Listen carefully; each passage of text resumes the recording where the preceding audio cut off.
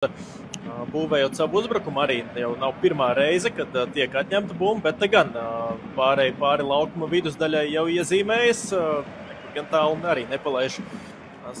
Spēja viņš izkonkurēt savu vietu pamatsastāvā un tālāk jau vēl viens viņam paaugstinājums pa karjeras kāpnēm.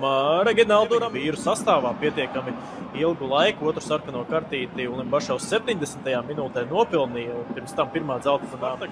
Pārbaudas spēlēs rezultāti nebija paši labākie. Nav šeit sots, Auda var mēģināt tagad jau savu pretriecienu organizēt, ir tur vairāk spēlētāji gan kreisajā, gan labajā malā.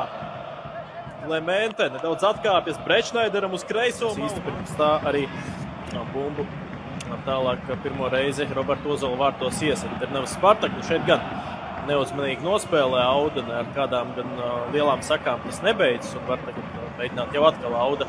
Šī ir no tāda viedokļa, ka pirmā izbraukuma spēle. Tāds maziņš drukns uzbrukošā plāna futbolists. Iespējams kapteinis Romas Prohāska numurs 6, tam ir raugāmies, kā Auda par labo flangu tagad domā uzbrukumā. Un var dot gar vārtiem tagad, tur ir bēgšanas spēlētājs, ar galvu vārtu!